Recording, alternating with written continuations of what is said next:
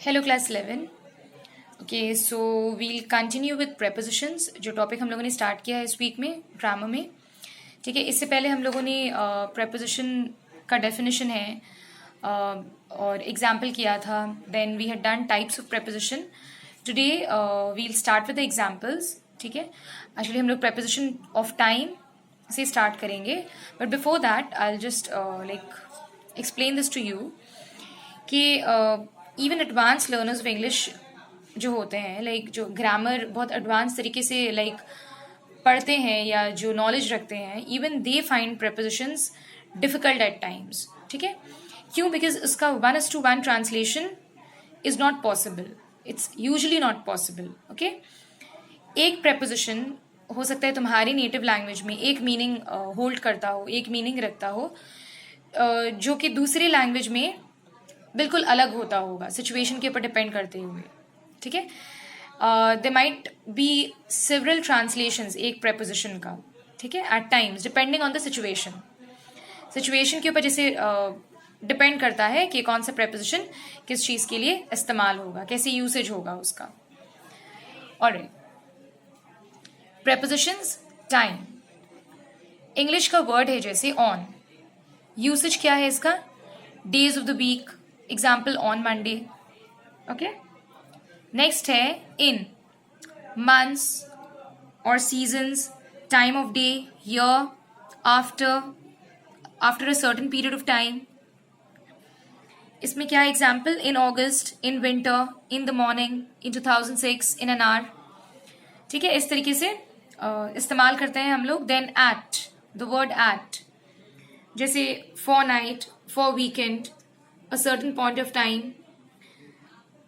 Example क्या है इसका? at night, at the weekend, at 9:30. Then next is since, from a certain point of time, past till now. Since कैसे example कैसे? like since 1980. Then next is for, over a certain period of time. for का जैसे example है for 2 years.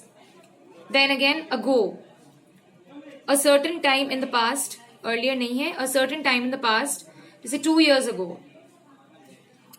ठीक है, उसका example है 2 years ago, like ऐसा टाइम जो पास्ट में हुआ होगा। Then next is before, earlier than a certain point of time, जैसे एग्जाम्पल क्या है इसका? Before 2004. To, telling the time, जैसे एग्जाम्पल है for example 10 to 6. Past, telling the time 10 past 6. To और टिल और अनटिल, ये भी prepositions होता है। यूसेज क्या है इसका? Marking the beginning and ending of a period of time, for example from Monday, या फिर टू और टिल फ्राइडे, इस तरीके से। नेक्स्ट इज टिल और until, in the sense of how long something is going to last, कब तक कोई चीज होगा। ठीक है, एग्जाम्पल क्या है? He is on holiday until Friday. By, in the sense of the latest, up to a certain time, जैसे I will be back by 6 o'clock, या फिर by 11 o'clock I had read 5 pages. ठीक है, इस तरीके से। Then next we come to prepositions place, वो situation time का था, ये सिचुएशन प्लेस का है। ठीक है, पोजिशन एंड डायरेक्शन। इंग्लिश का वर्ड है इन, जो हम लोगों ने टाइम में भी देखा था, यहाँ सिचुएशन प्लेस का है मेरा। सो यूसेज क्या है इसका?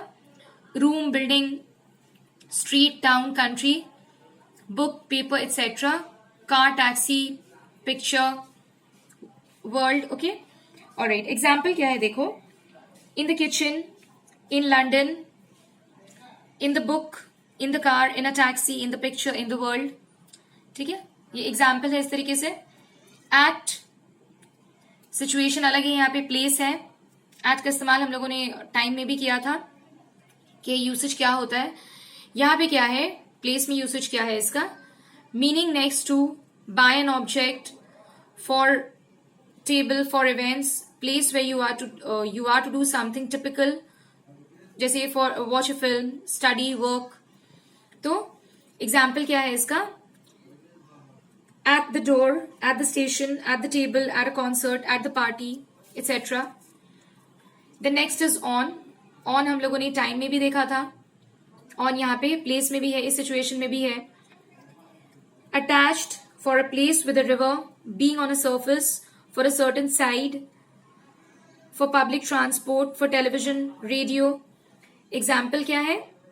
The picture on the wall, London lies on the Thames, on the table, on the bus, on a plane, on TV, on the radio. Okay? Alright. Next, we come to the word by, next to, beside.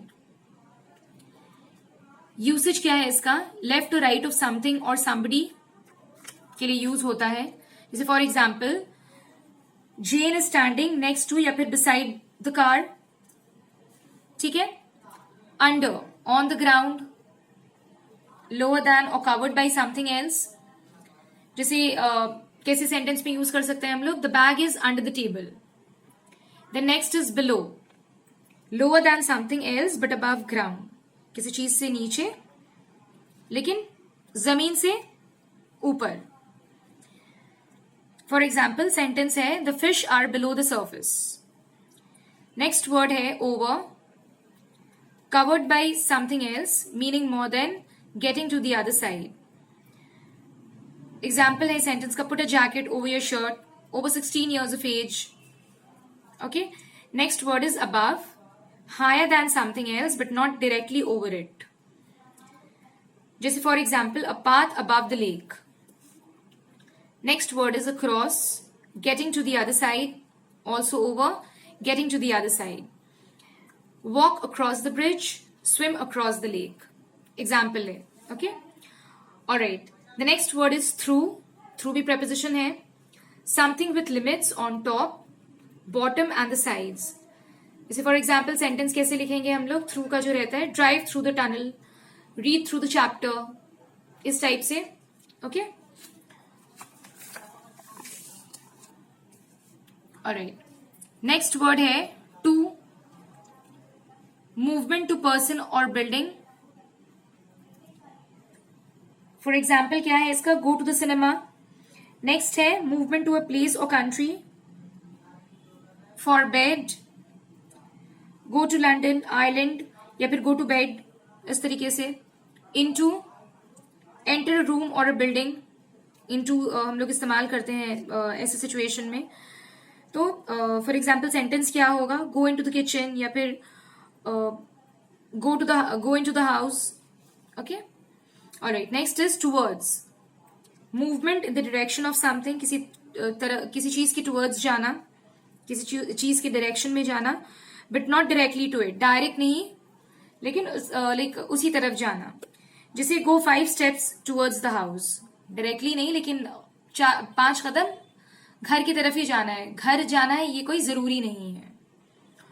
On to, movement to the top of something, किसी चीज के ऊपर जो like movement होती है चढ़ने की या कुछ भी. जैसे jump on to the table. Next is from, in the sense of where from. For example a flower from the garden. ठीक है, all right. Class 11 we'll stop here today. यहीं तक करेंगे हम लोग आज.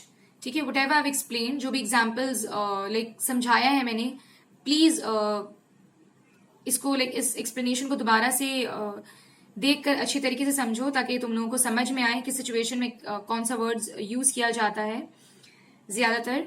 ठीक है, नेक्स्ट हम लोग अदर इंपॉर्टेंट प्रेपोजिशंस करेंगे नेक्स्ट वीडियो में.